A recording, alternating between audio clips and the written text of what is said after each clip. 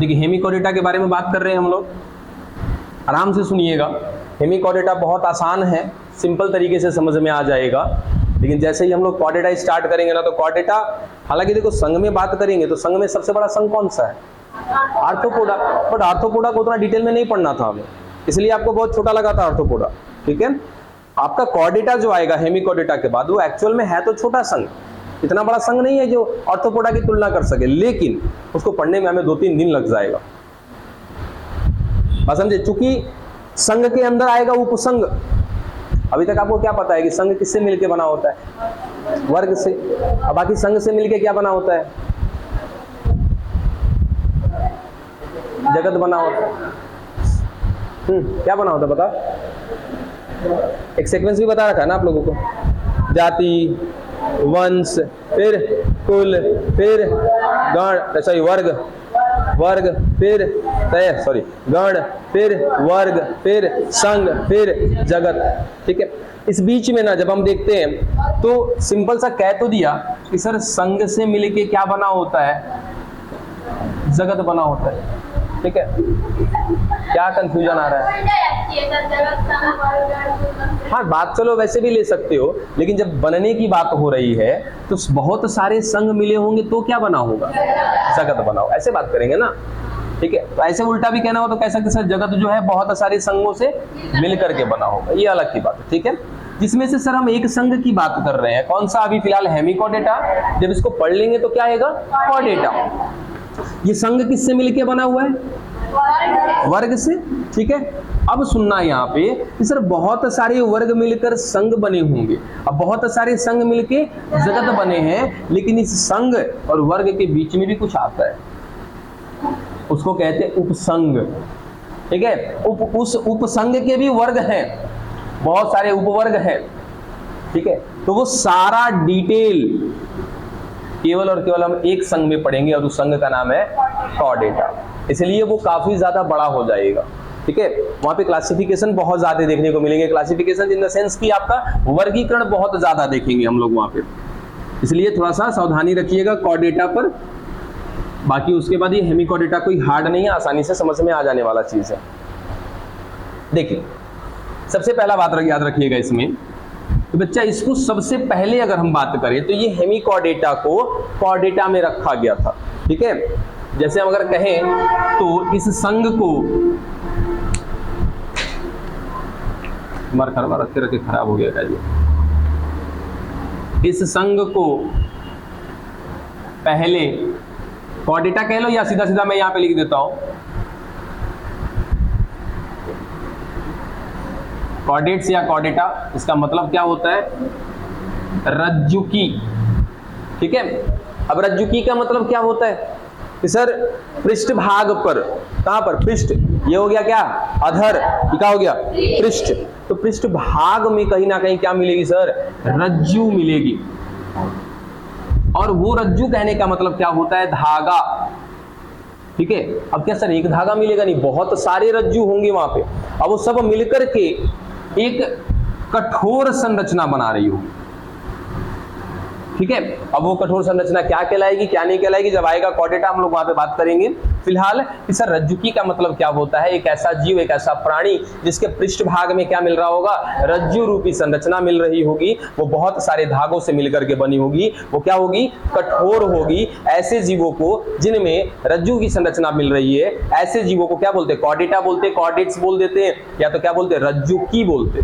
ठीक है, किसको बोलेंगे रज्जुकी? सर जिनमें ये रज्जु पाया जाएगा, सिंपल सा। अब क्या कहा? इस संघ को पहले कहां रखा गया था? कॉर्डेटा में रखा गया था, गलती से रखा गया था। बात समझे? वो गलती से था। रीजन क्या है? जैसे अब एक लॉजिकल सा एग्जांपल आप ले लो, किन्नर देखे हो, माइंड मत करना, जस्ट किन्नर की बात कर रहे हैं हम लोग। ठीक है, और उस किन्नर को यदि महिलाओं के साथ बैठा दिया जाए तो नहीं लगता है कि वो महिलाओं के साथ घुल मिल जाएंगे? एक झटके में देखेंगे तो नहीं पता चलेगा हमें कि वो महिला है कि किन्नर है, लेकिन बाद में जब उसको जस्टिफाई करेंगे हम लोग तो पता चलेगा कि ये महिला नहीं है, ये क्या है? किन्नर है। बस वही चीज है कि ये जो हेमिकॉर्डेट्स हैं देखने में तो लगते हैं किसके जैसे, कॉर्डेट्स के जैसे, रज्जुकी के जैसे, इसीलिए गलती से इनको पहले कहाँ रख दिया गया था, रज्जुकी में रख दिया गया था। बाद में जांच पड़ताल करने के बाद पता चला कि इनमें जो रज्जू के जैसी संरचना है ना, वो वास्तविक में रज्जु नहीं है, बस वो केवल दिख रही है रज्जु के जैसी संरचना। अच्छा चलो, उस रज्जु का नाम क्या होता है वो लिख देते हैं। उस रज्जु को बोलते हैं बच्चा हम लोग, जो इसकी कठोरता की बात कर रहे हैं कि वो क्या है, कठोर है, उसका नाम होता है नोटोकॉर्ड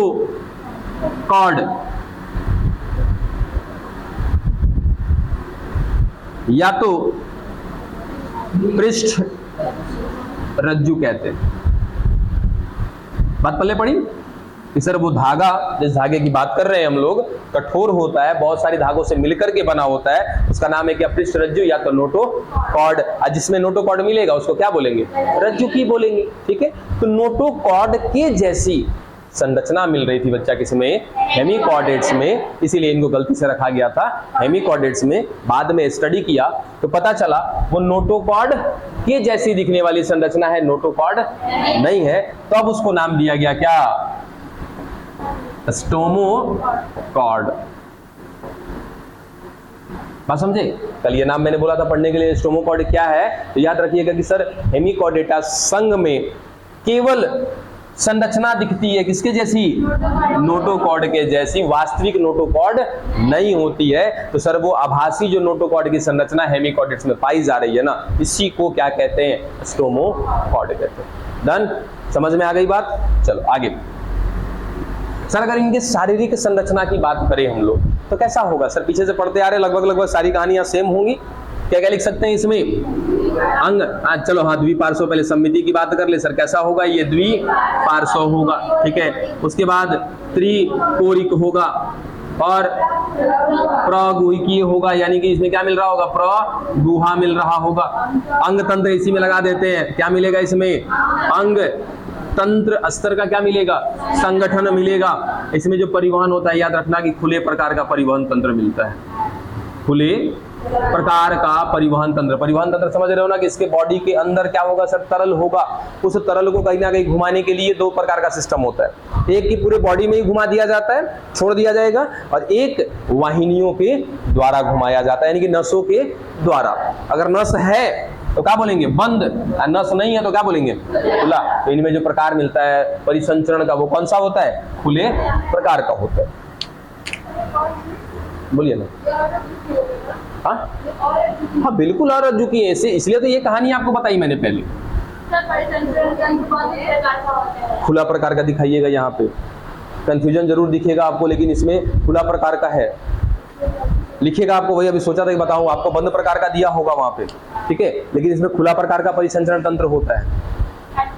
और काट के सही कर लीजिएगा उसको, ठीक है, काट के सही कर लीजिएगा आराम से उसको बाद में।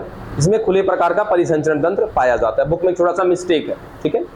आगे क्या बात कर रहे थे आप, रज्जुकी, हाँ बिल्कुल ये रज्जुकी ही है, इसीलिए तो इनको रज्जुकी से उठा करके एक नया संघ बनाया गया इनके लिए और लिख दिया गया क्या, हेमिकॉर्डेट्स। मतलब कि सर आधा तिया कॉर्डेट्स के जैसे, ठीक है, आधा, हेमी माने आधा होता है, ठीक है, तो आधा किसके जैसे हैं, कॉर्डेट्स के जैसे। और आधा कॉर्डेट्स के जैसे क्यों है, क्योंकि सर इनके पास जो रज्जु वाली संरचना मिल रही है ना, वो किसके जैसे दिख रही है, नोटोकॉर्ड यानी कि पृष्ठ रज्जु के जैसी। कुल मिला जुला के सर इनके पृष्ठ भाग में भी क्या मिलता है, रज्जु पाया जाता है। वही कंफ्यूजन में गलती से इसको कॉर्डेट्स में रख दिए थे। अगला पॉइंट, इनका जो शरीर होता है बच्चा, अच्छा पिक्चर दिया है क्या बुक में, हाँ वो नीचे वाला जो पिक्चर होगा, ठीक है, हाँ वो वाला, ठीक है, वो देखिएगा। यहाँ पे पिक्चर में बनाने की कोशिश करता हूँ, छोटा सा बना रहे हैं।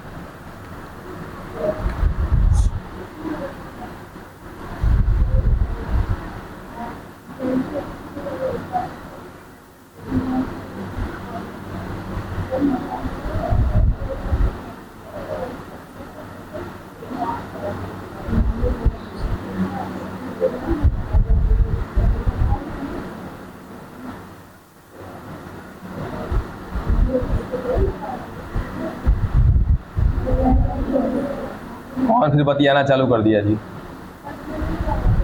इस तरीके से कुछ होगा, ठीक है, हाँ जगह नहीं है, बोर्ड अब नीचे नहीं है। हाँ, ठीक है,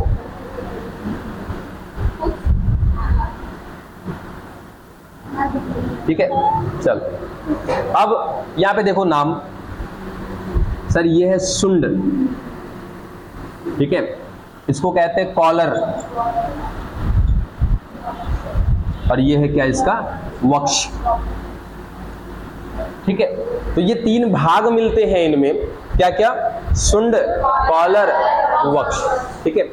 अब ये कॉलर के भाग में ही मिलता है क्या इनका रज्जु, जो ये स्टोमोकॉर्ड है ना, ये कहां पर मिलता है, तो याद रखिएगा कहां पर मिलता है बच्चा, कॉलर के भाग में मिलता है, ठीक है। दिखने में बिल्कुल नोटोकॉर्ड के जैसा है। चलो ये बात हो गया कि सर इनका शरीर जो है वो कहीं ना कहीं तीन भाग में बटा हुआ है, सुंड, कॉलर और वक्ष। इनके सुंड भाग में याद रखिएगा, इनके सुंड भाग में सुंड ग्रंथि पाई जाती है, ठीक है। इनके सुंड भाग में क्या मिलती है, सुंड ग्रंथि मिल रही है।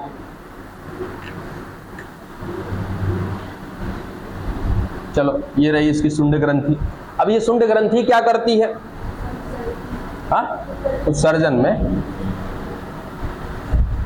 ये सहायता करती है बच्चा, क्या करने में, इनमें उत्सर्जन करने में सहायता करती है। यहाँ तक की बात एकदम समझ में आ रही है, क्या क्या बातें किया, फिर से देखो सर ये सब उसको कहाँ रखा था, पहले कोऑर्डिनेट्स में, बाद में हटा के नया संघ बना दिया, काम खत्म।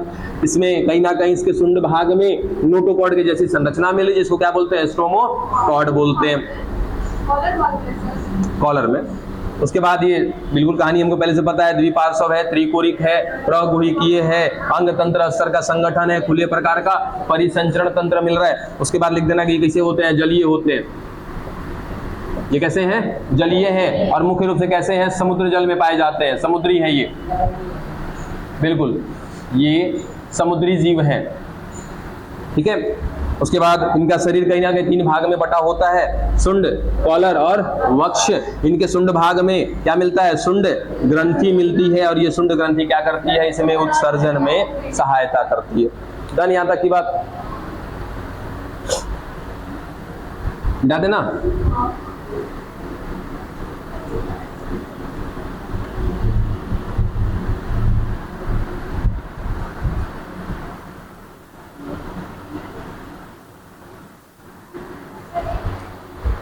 चलिए आगे देखिएगा, ये कैसे होते हैं, एक लिंगी होते हैं, तथा इनमें निषेचन कैसा होता है, बाह्य होता है, ठीक है। चलो अब मेन जो इंपॉर्टेंट पॉइंट है वो देखना, आपको मैंने परिवर्धन पढ़ाया है, थोड़ा सा ही जाना है आपने, बस जाना है, ठीक है। देखो परिवर्धन का मतलब क्या होता है,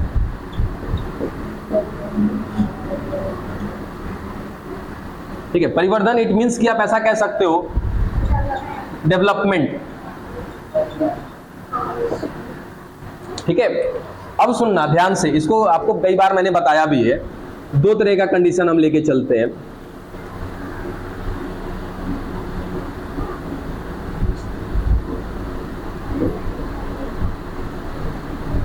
ठीक है।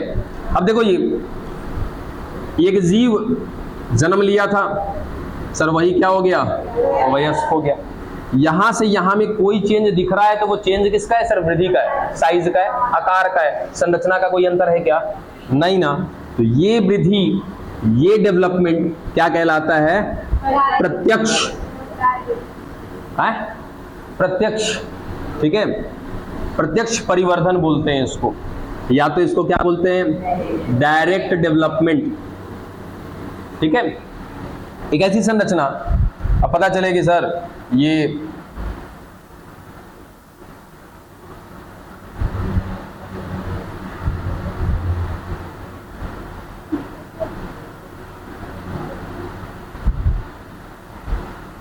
चलो ये क्या सर, एक कीड़ा दिख रहा है, बाद में जाके क्या बन जा रहा है, तितली बन जा रही है, बटरफ्लाई बन जा रही है, ठीक है। तो क्या ये डायरेक्ट दिख रहा है क्या, नहीं सर, ये जन्म के समय का है ये इसका स्थिति, और ये वयस्क की स्थिति है, ठीक है। तो अब ऐसे में इसको क्या नाम दे दिया जाता है कि सर ये लार्वा अवस्था है, ठीक है, और ये इसकी वयस्क अवस्था है। और जिस जीव के जीवन में क्या आ जाए, लार्वा अवस्था आ जाए, ऐसा डेवलपमेंट, ऐसा परिवर्धन क्या कहलाता है, अप्रत्यक्ष कहलाता है, इनडायरेक्ट कहलाता है। बोलो बात पल्ले पड़ी? ये बात हम लोग कई बार पहले भी पढ़ चुके हैं, ठीक है। अब इनकी बात कर रहे हैं, किसकी, हेमिकॉर्डेटा की बात कर रहे हैं। तो याद रखना बच्चा, इनमें जो होता है अप्रत्यक्ष रूप से क्या होता है, इनका परिवर्धन होता है, यानी कि इनमें भी कहीं ना कहीं क्या मिल रहा है, लार्वा अवस्था मिल रहा है। इनमें अप्रत्यक्ष रूप से सीधा सीधा लिखते हैं क्या होता है, विकास होता है। यानी कि कुल मिला जुला करके इनमें क्या आएगा, लार्वा अवस्था। इस लार्वा अवस्था से क्या हो जाएंगे, ये वयस्क अवस्था में चले जाएंगे, ठीक है। और स्पेशली इसके लार्वा अवस्था को एक नाम दिया गया है, और उसका नाम क्या है, टोनेरिया। इससे पहले मैंने बहुत बार ये लार्वा अवस्था का नाम लिया है, लेकिन किसी भी लार्वा अवस्था का नाम नहीं दिया था हम लोगों ने। वो तो केवल एक अवस्था थी, लेकिन उस अवस्था में जो लार्वा है, उसके लार्वा का अभी तक हमने कोई नाम नहीं दिया है। 2-3 जगह पे हमने लार्वा अवस्था देखी है, ठीक है, लेकिन यहां अभी तक के किसी संघ में किसी का नाम दिया था क्या लार्वा अवस्था का? नहीं ना। इकलौता संघ यही है, हेमिकॉर्डेटा, जिसके लार्वा अवस्था को नाम दिया जाता है क्या बच्चा, टोनेरिया। बात समझे? तो यही बात हम क्या कह रहे थे कि जो टोनेरिया है केवल नाम है। हाँ, वो देखो एनसीईआरटी है, एनसीईआरटी की हेतनी लाइन का मतलब बहुत कुछ होता है, ठीक है। एनसीईआरटी कहना क्या चाहती है उसको फील करना पड़ता है, समझना पड़ता है, कुछ नहीं होता है। उस एक लाइन को, एक वर्ड को समझाने के लिए काफी लंबा समय लग जाता है। अब वही अगर आप साइड बुक लोगे ना, अब जैसे दे दिया क्या कि परिवर्तन 2 प्रकार के होते हैं, प्रत्यक्ष अप्रत्यक्ष, लिख के खत्म कर देगा एनसीईआरटी, इससे ज्यादा कुछ नहीं दिखाएगा। अब वही आप साइड बुक का इस्तेमाल करोगे तो साइड बुक में एक पन्ना लिखा होगा परिवर्तन के बारे में, वो डिटेल में बताता है। एनसीईआरटी काफी ज्यादा शॉर्ट में खत्म करता है टॉपिक्स को, तो वो आपको ध्यान देने की वह चीज है कि आप उसको पढ़ना, मतलब कि कैसे ले रहे हो। अगर समझ में आ रहा है तो ठीक है, नहीं समझ में आ रहा है तो टीचर्स की हेल्प से हो जाता है। चलो, इसमें कुछ छूट रहा है ऐसा कुछ भी?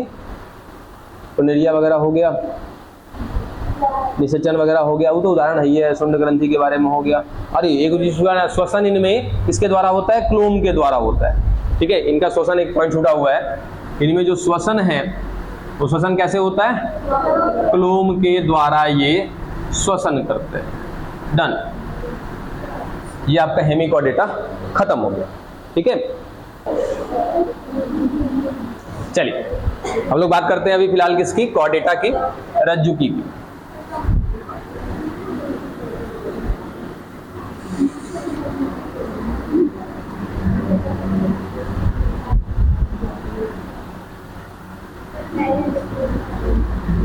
क्या बच्चा?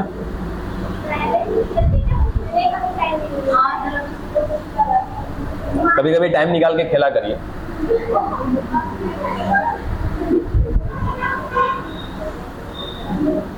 खेलना अच्छी बात है। देखिए सिंपल सा, आई थिंक एक और पिक्चर होगा, जरा ऐसे पेज पलटी करो। हाँ, ये ऊपर वाला, ये वाला देखिए, ये वाले पिक्चर को देखोगे ना तो मिल जाएगा। अब यहाँ पॉइंट में तो 3 पॉइंट दे रखे हैं, ठीक है, लेकिन जब इसको देखोगे पिक्चर, तो पिक्चर में 4 लक्षण हैं जो बताते हैं किसको, रज्जुकी संघ को बताते हैं, ठीक है। क्या क्या देखो जरा, मेरुदंड, उसके बाद क्या, पृष्ठ, रज्जु, क्लोम, छिद्र, और उसके बाद देखो गुदापश्च, पुक्ष, है ना। ये 4 लक्षण हैं जो इंडिकेशन देंगे आपको किसके लिए, रज्जुकी के लिए। कॉर्डेटा या कॉर्डेट, जिनको हम बोलते हैं क्या, रज्जुकी। देखिए क्या क्या चीजें हैं सर। सबसे पहला नोटोकॉर्ड, ठीक है। नोटोकॉर्ड और मेरुदंड, इन दोनों में जमीन आसमान का अंतर है थोड़ा सा, ठीक है। आगे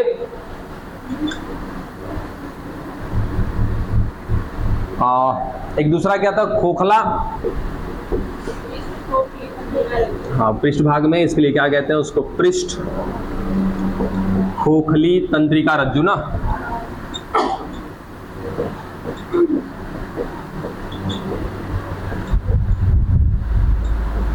इसी को हम क्या बोलते हैं, मेरुदंड, यानी कि यही आगे चल के मेरुदंड कहलाती है।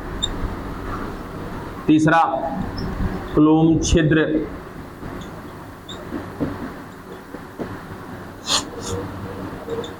और चौथा गुदा या पश्च गुदा पुच्छ। पश्च गुदा पुच्छ नहीं, एक ही नाम है, ठीक है, बस नाम तीन शब्द से मिलके बना हुआ है, एक ही संरचना है। अब है क्या ये तीनों, सॉरी ये चारों के चारों जब लाइन में पढ़ेंगे तो यही तीन चीज मिलता है, चौथा पॉइंट नहीं मिलता है। चौथा पॉइंट को भी ध्यान में रखिएगा। हम बात किसकी कर रहे हैं, रज्जुकी की। तो ये अगला हमारा संघ ही है क्या, रज्जुकी संघ, कॉर्डेटा संघ। उसमें अगर किसी को हमें रखना है, किसी जीव को, किसी प्राणी को अगर मुझे किसमें रखना है, रज्जुकी में, कॉर्डेटा में रखना है, तो उसके लिए ये चार बिंदु होने अनिवार्य है। बात समझे। अब ये चार बिंदु या तो पूरे जीवन भर मिलेंगे, ध्यान देना आराम से, या तो पूरे जीवन भर मिल सकते हैं, या तो जीवन भर का मतलब जन्म से लेके मृत्यु तक नहीं।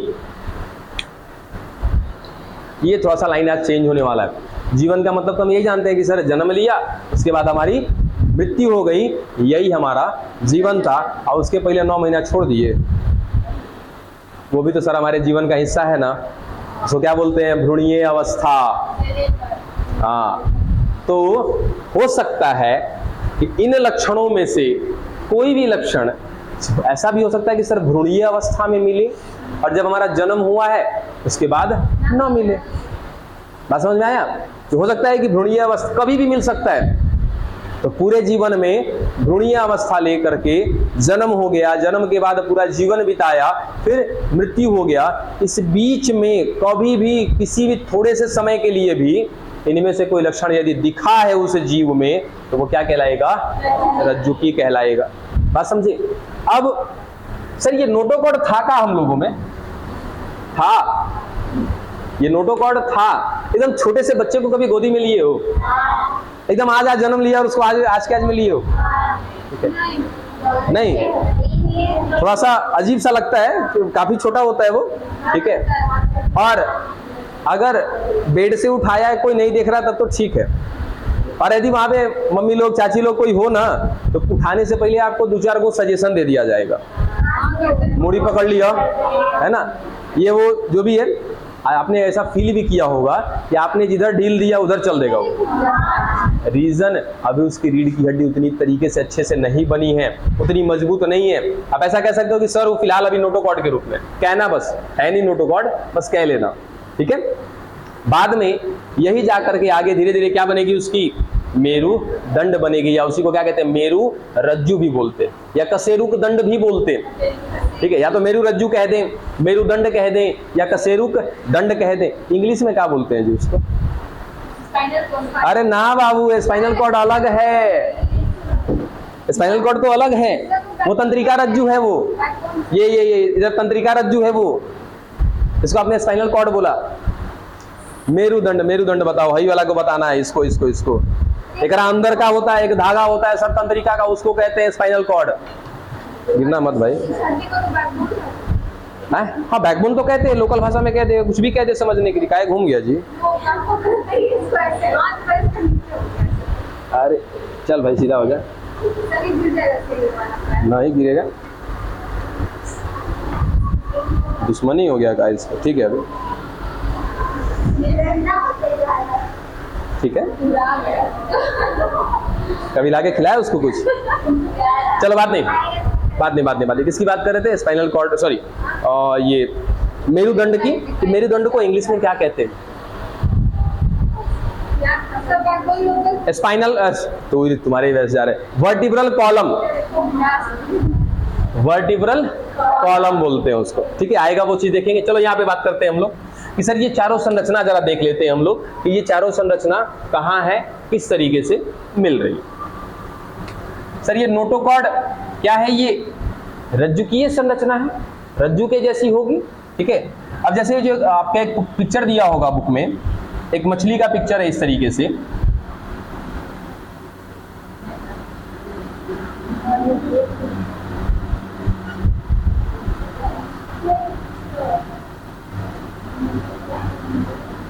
इस तरीके से दे रखा होगा, ऊपर वाला, ऊपर वाला, हाँ, जहाँ पे वो चारों लक्षण दिखा रखे हैं उसकी बात करें। ठीक है, अब देखो यहाँ पे क्या क्या चीजें हैं, जरा चारों चीज को फील करना। देखो इधर सर, ये नोटोकॉर्ड वहां पे दिखा रखा होगा ऐसे, नोटोकॉर्ड,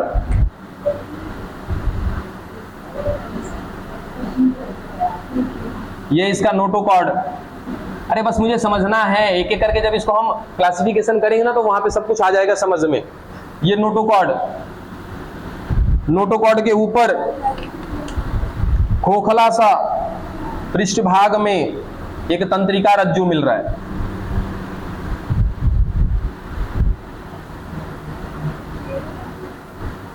जो पृष्ठभाग में मिल रहा है, कहां मिल रहा है सर? नोटोकॉर्ड के ऊपर मिल रहा है, और अंदर से कैसा है? खोखला है, तंत्रिकाओं का बना हुआ रज्जु है। बस समझे, जिसको आप स्पाइनल कॉर्ड समझ रहे हो ना, उसी तरीके का कहीं ना कहीं ये है, जिसको क्या बोलते हैं कि भाई ये एक प्रकार का खोखला तंत्रिका रज्जु है। यही चीज जितना ज्यादा जीव विकसित होगा ना, उतना ज्यादा उसके अंदर प्रोटेक्शन बढ़ता जाता है। अब सोचो, ये स्पाइनल कॉर्ड जो है, वो स्पाइनल कॉर्ड कहीं ना कहीं हमारा बहुत ही महत्वपूर्ण हिस्सा है।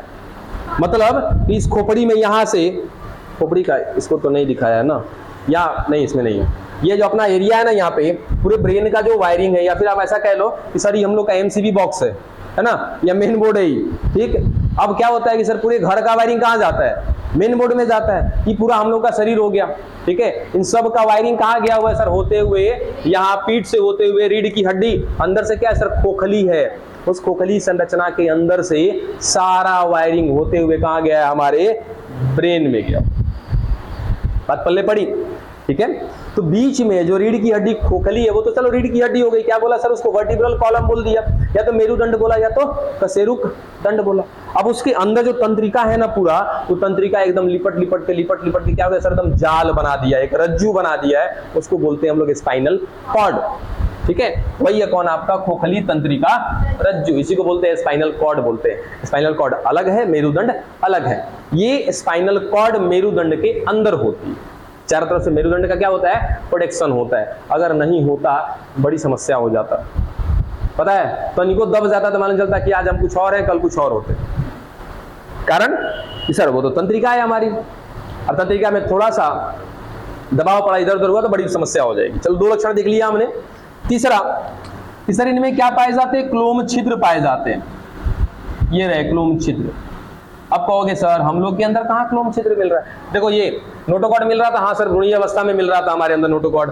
बाद में ये खोखली संरचना मिल रही है, हाँ मिल रही है हमारे पास। ठीक है, अब ये क्लोम छिद्र था क्या हमारे पास? था भ्रूणीय अवस्था में, इधर इधर रहता है क्लोम छिद्र। ठीक है, अभी नहीं है, अब नहीं है हम लोगों के अंदर। जब माँ के गर्भ में थे ना, उस समय ये संरचना थी हमारे अंदर। डन। चलो, एक तीसरा क्या बचा सर? पश्च गुदा कुछ, यानी कि गुदा के पीछे, ये सर गुदीय संरचना है जहां से मल को त्याग दिया जाता है। इसके पीछे पूंछ का पाया जाना भी किसका लक्षण है? रज्जुकी का लक्षण है। क्या अभी हम लोगों में है क्या? नहीं है ना। हाँ, कब था कि सर जब क्या भ्रूणीय अवस्था में थे ना, उस समय कहीं ना कहीं, हाँ बिल्कुल रहता है भाई, भ्रूणीय अवस्था में रहता है। कभी आपने, अच्छा अल्ट्रासाउंड का तो आपको पिक्चर भी समझ में नहीं आएगा, फिर कभी मोबाइल अगर मिले आपको ना तो ढंग से बड़ा बढ़िया से जरा सर्च करिएगा कि पूरा तीनों ट्राइमेस्टर बोलते हैं। ठीक है, या 3 तिमाही बोलते हैं। पहला तिमाही, दूसरा तिमाही, तीसरा तिमाही। पहला, दूसरा, तीसरा महीना पहला तिमाही, चौथा, पांचवा, छठा महीना दूसरा तिमाही, उसके बाद 7वां, 8वां, 9वां महीना तीसरा तिमाही। इन 3 तिमाही से होकर के हम लोग गुजरे हैं। कुल मिला जुला के सर पहला महीना से लेके 9वां महीना तक का। तो अपना गूगल में जाइएगा, आराम से बोलिएगा कि पहला से लेकर के 9वें महीने तक के बच्चे के विकास के दौरान का चित्र, ठीक है, मिलेगा। ओकरा में देखना कि बढ़िया सही से कुछ पिक्चर होगा, थोड़ा बहुत मिलता जुलता, ओकरों में क्या दिखाया होगा? कुछ दिखाया होगा। बस समझ में आया? तो ये 4 लक्षण दर्शाते हैं बाबू किसको? रज्जुकी को बता रहे होते हैं। बात पल्ले पड़ी? अब ये 4 लक्षण होने जरूरी है क्या? नहीं, ये किसी भी अवस्था में हो सकते हैं या तो नहीं भी। हाँ, लेकिन पूरे जीवन काल में से कभी ना कभी होंगे, या तो पूरा जीवन भर दिख रहा होगा। जैसे इनमें से ये पृष्ठ खोखली रज्जु जो आगे चल करके कहीं ना कहीं पृष्ठ खोखली रज्जु, मतलब कि सर पृष्ठभाग में एक खोखली रज्जु मिल रही है हमारे अंदर, जो कौन है? हमारा मेरुदंड है। क्या ये मेरुदंड हमारे जीवन में पूरे जीवन है कि नहीं है? है ना। इसी वजह से कहीं ना कहीं हमने बोला कि या तो ये जीवन के किसी अवस्था में मिल रही होगी या तो पूरे जीवन में मिल रही होगी। क्या कंफ्यूजन लग रहा है कुछ? चलो ये तो 4 लक्षण हुए, बेसिक से लक्षण है हमारे पास अभी। अब सिंपल सा क्या क्या चीजें सर इनमें द्विपार्श्व सममिति होगा, इसमें कॉर्डेटा में कहानी वही है, पुरानी वाली ही है। उसके बाद त्रिकोरिक होंगे, प्रगुहिकीय होगा, अंग तंत्र स्तर का संगठन मिल रहा होगा। उसके बाद इनमें गुदा के पश्च कुछ पाया जाता है, ये सब कुछ अभी बता चुके हैं हम। इनमें बंद प्रकार का परिसंचरण तंत्र पाया जाता है। उसके बाद बुक में एक चार्ट दिया होगा, देखो 4.1 मिला, उसमें क्या दे रखा है देखो, रज्जुकी और अरज्जुकी कि सर एक रज्जुकी है और एक अरज्जुकी है, इन दोनों में अंतर दिया है, उसको पढ़ के खुद से खत्म करिएगा। जैसे पहला हम पढ़ रहे हैं, इसको देख के जरा खत्म करो। पृष्ठरज्जु उपस्थित होती है किसमें? रज्जुकी में, जबकि अरज्जुकी में अनुपस्थित है। केंद्रीय तंत्रिका तंत्र पृष्ठीय एवं खोखला तथा एकल होता है रज्जुकी में। इसका मतलब कि सर जो केंद्रीय तंत्रिका तंत्र होता है ना, वो रीढ़ की हड्डी के अंदर से गया होता है, जो खोखली संरचना है ना रीढ़ की हड्डी उसके अंदर से है। जबकि इनमें अगर अरज्जुकी की बात करें तो इनमें भी सर केंद्रीय तंत्रिका तंत्र होता है, लेकिन इनके अधर भाग में होता है, जबकि रज्जुकी में कहां पर होता है? पृष्ठ भाग में होता है। भाई तंत्रिका तंत्र का होना तो जरूरी है, लेकिन वो रीढ़ की हड्डी के अंदर नहीं है, पहला चीज। दूसरा चीज कि सर वो पृष्ठ भाग में ना होके कहां पर है? अधर भाग में। ग्रसनी में क्लोम छिद्र का पाया जाना किसका लक्षण है? रज्जुकी का, जबकि इनमें क्या होंगे? अनुपस्थित होंगे। हृदय और रज्जुकी में हृदय अधर भाग में होता है, हमारे अधर भाग में क्या मिल रहा है? हमारा हृदय मिल रहा है, जबकि हृदय इनका पृष्ठ भाग में उपस्थित होता है। इनमें गुदा के पश्च क्या पाई जाती है? पुच्छ पाई जाती है, जबकि इनमें गुदा के पश्च पुच्छ अनुपस्थित होता है। डन यहां तक की बात। कल हम लोग क्लासिफिकेशन करेंगे कॉर्डेटा का। कॉर्डेटा को 3 उपसंग में बांटा गया है, यूरोकॉर्डेट, सेफेलोकॉर्डेट और वर्टिब्रेट। ठीक है, जिसमें यूरोकॉर्डेट और सेफेलोकॉर्डेट इन दोनों को मिलाकर के बोलते हैं प्रोटोकॉर्डेट बोलते हैं। बात समझे? तो हम ऐसा भी कह सकते हैं कि जो रज्जुकी का संघ है ये 2 प्रकार के उपसंगों से मिलकर के बना हुआ है, प्रोटोकॉर्डेट और वर्टिब्रेट।